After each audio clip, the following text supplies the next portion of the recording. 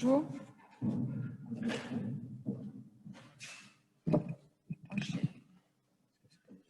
Bonjour. Je suis désolée, c'est un PDF, donc je n'ai pas fait de PowerPoint. En fait, je suis responsable de l'enseignement de la LCA sur Paris Diderot depuis 2016, en DFSM. Vous m'entendez mieux? Oui.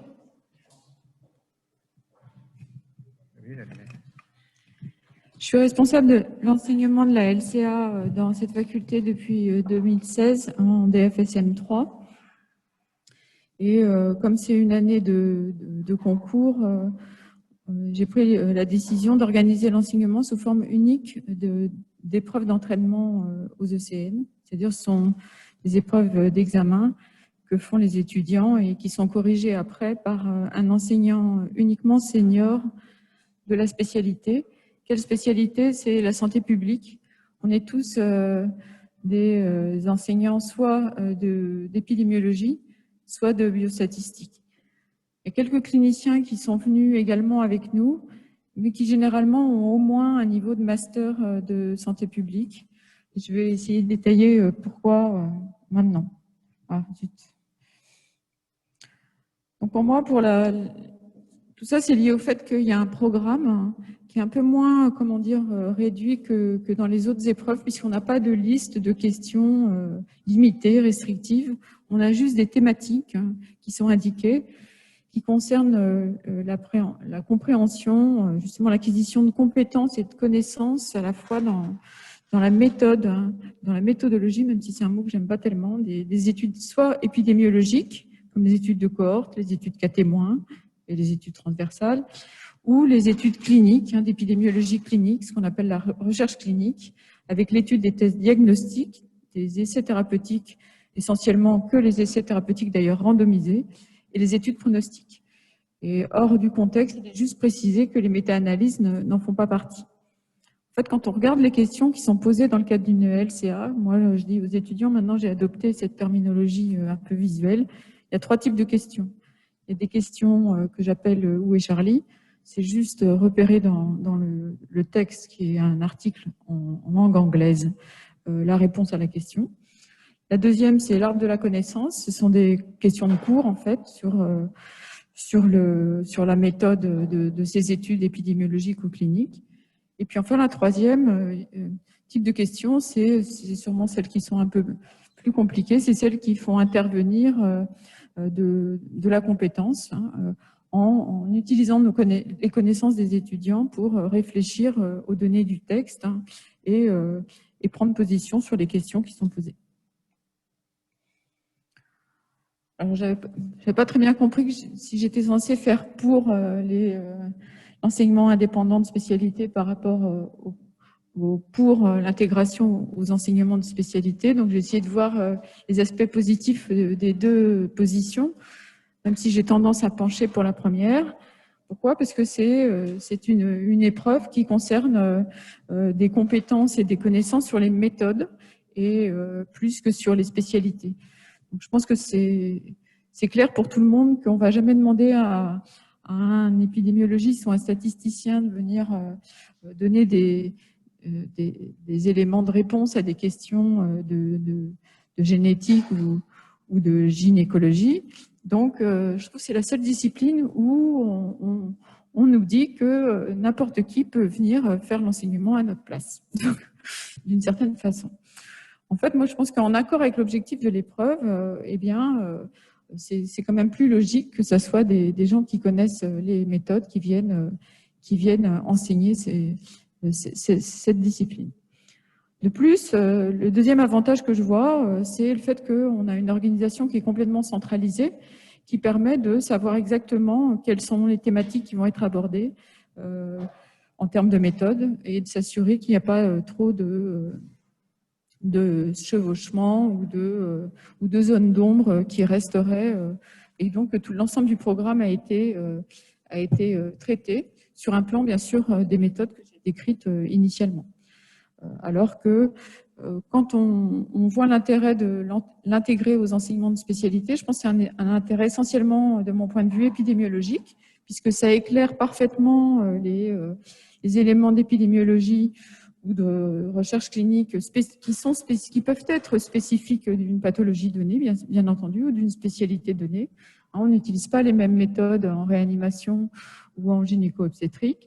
Je pense simplement qu'il faut réfléchir à qui est responsable de cet enseignement et qui le fait si c'est intégré dans les enseignements de spécialité. Alors pourquoi?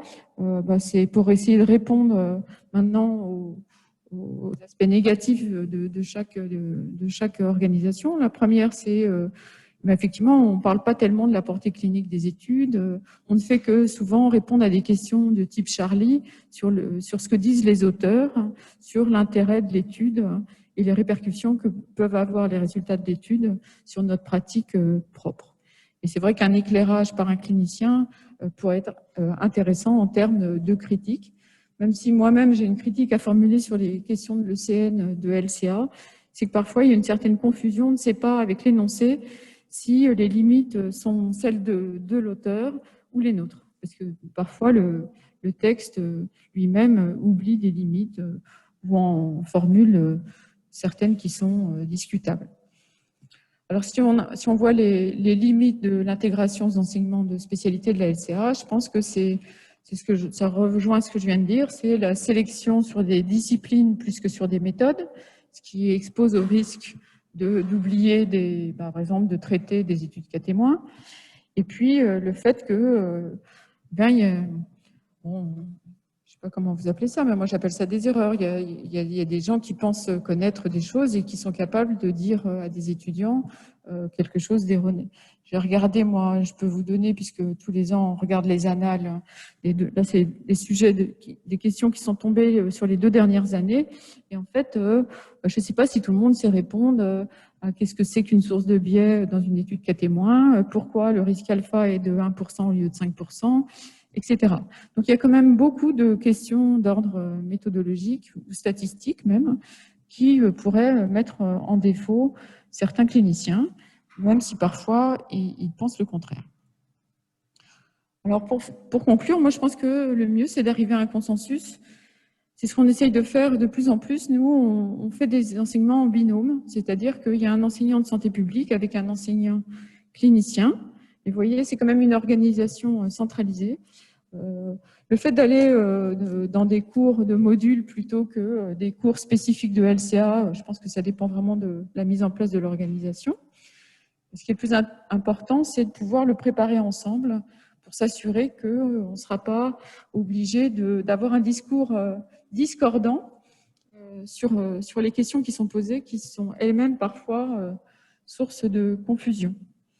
Voilà, vous voyez, je ne suis pas restée longtemps. Je n'avais pas grand-chose de plus à dire là-dessus.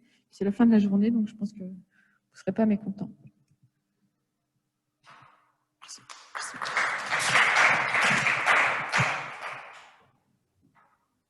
Je ne sais pas s'il y a des... Je ne sais pas s'il y a des questions, si je passe la parole à l'autre intervenant. Oui, je pense qu'on va passer à l'autre intervenant et après peut-être faire des questions pour les 2 intervenants, ce serait top.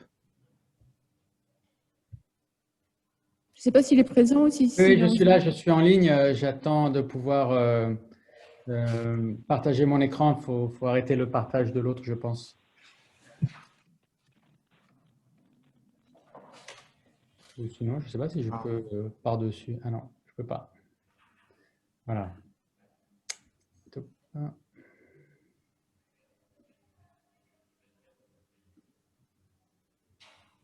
Donc, bonjour à tous, Jacques Nizar.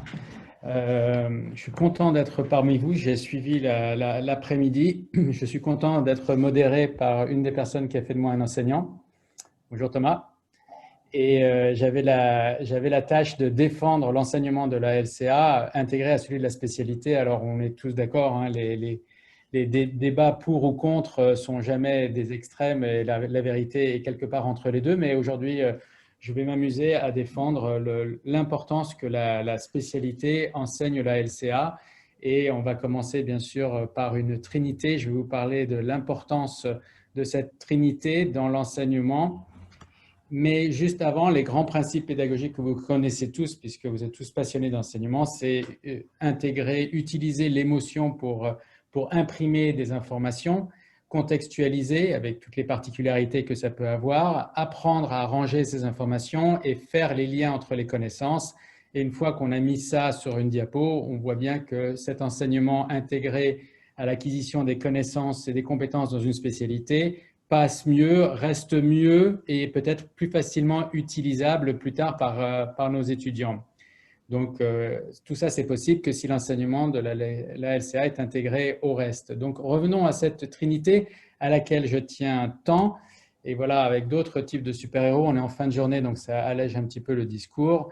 Et cette trinité n'est pas que l'intégration dans la spécialité, mais la combinaison de l'acquisition de connaissances dans l'enseignement d'une spécialité, l'acquisition de connaissances et de compétences dans la lecture critique d'articles et bien sûr l'acquisition de l'anglais médical. On est tous plus ou moins pris à défaut dans nos universités par le peu d'enseignement de langue que nous faisons. Donc, la LCA est l'occasion de travailler sur ces trois domaines, ces trois piliers importants et de faire avancer nos étudiants dans leur parcours. Je vais vous expliquer comment nous faisons, nous, dans le service ici de gynécologie obstétrique à la Pitié-Salpêtrière. Donc, chaque groupe d'externes a 5 fois 1 heure de LCA au cours de leurs 3 mois de passage. Ces cours de LCA sont faits par un des enseignants, en l'occurrence moi, et on leur donne à travailler des articles qui ont changé nos pratiques, à l'échelle internationale, pas juste chez nous dans notre service. Donc, on leur donne ces articles avant, on leur demande de les lire bien avec beaucoup d'attention avant, ce qui est fait de manière très irrégulière, nous sommes tous d'accord. Et après, on les réunit sur Zoom ou en présentiel en fonction si on est en pandémie ou pas.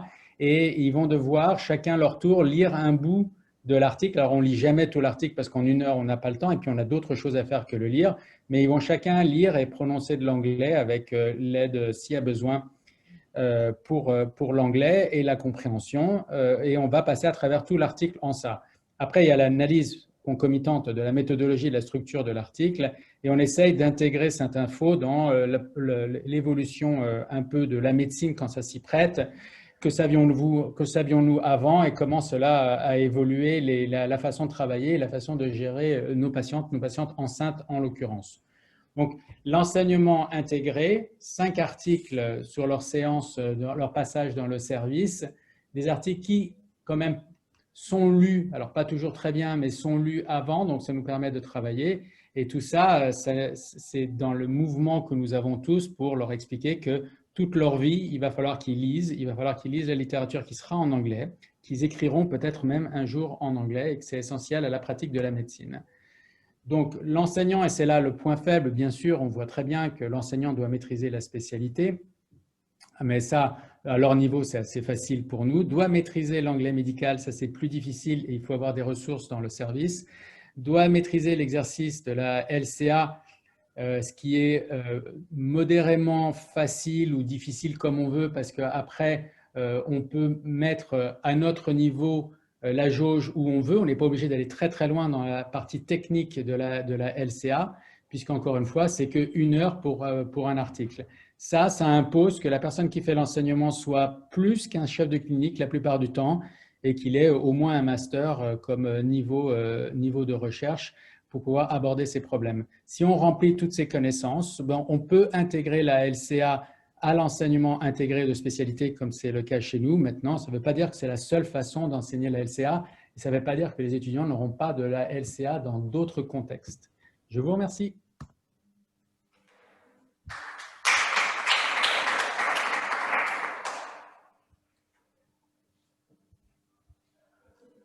Alors, merci beaucoup. Il y a une question dans le Zoom donc, qui vient d'être posée par Isabelle Colombet, qui est compte tenu de la finalité de l'enseignement de la LCA, c'est-à-dire transmettre aux étudiants la compétence de LCA pour la mise à jour de leurs connaissances tout au long de leur carrière, n'est-il pas important de pouvoir discuter de la portée clinique d'une étude au cours de l'enseignement et donc d'associer les cliniciens? Alors, ça tombe bien, ça a été évoqué et je pense que, je parle à titre personnel, je trouvais que l'idée d'avoir dans un enseignement, même si c'est compliqué, un méthodologiste et un clinicien qui peut-être n'est pas méthodologiste, mais qui a cette valence de la connaissance de la spécialité. Je trouvais que c'était quelque chose de très intéressant et peut-être utile. Nous, on ne l'a pas trop fait, donc peut-être quelqu'un l'a fait et sait que c'est bien.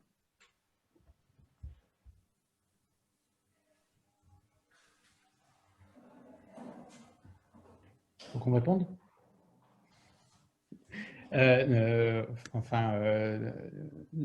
Moi, à mon niveau, on fait les cours de LCA, chacun de son côté. Enfin, il y a plusieurs moments où ils vont avoir des cours de LCA. J'avoue ne gérer que la partie quand ils passent dans la spécialité et ne pas utiliser d'experts en méthodologie pour cette partie-là. Je ne sais pas si je réponds à Je la pense question. qu'il faut distinguer le fait que dans le cadre d'une spécialité, vous avez envie de vous appuyer sur des articles, parce que c'est la base même de la formation. On a envie d'un médecin et d'une formation continue qu'ils vont lire toute leur vie. Donc c'est évident que ça doit être intégré dans la spécialité. Mais comme vient de le dire l'interlocuteur avant, enfin, il y a des choses techniques qu'on leur demande pour le CN qui dépassent les compétences de beaucoup de médecins. C'est tout ce que je veux dire. Donc, moi, je pense qu'il faut distinguer le fait que les étudiants aient accès sachent lire des articles, etc. Mais je pense que on leur demande maintenant, et on voit bien sur le Covid, enfin, il me semble qu'il y a des éléments de méthode qu'il faut aussi leur apprendre. Donc, notre rôle à nous, en tant que spécialistes de santé publique, c'est justement d'essayer uniquement de leur donner ces connaissances pour qu'ils acquièrent des compétences dans la lecture et dans l'interprétation des résultats de ces articles. Donc, ce qu'on essaye de faire, nous, cette année, c'est quand il y a des entraînements avec un seul article, généralement, c'est un méthodologiste seul. Et dès qu'on fait des séances d'entraînement, en fait, c'est des examens blancs. Ils composent l'article en temps limité, pendant 3 heures. Ils doivent lire les 2 articles en anglais et répondre aux questions qu'on leur a, 15 questions sur chaque article. Et après, on fait une séance de correction. Cette année, c'est sur Zoom.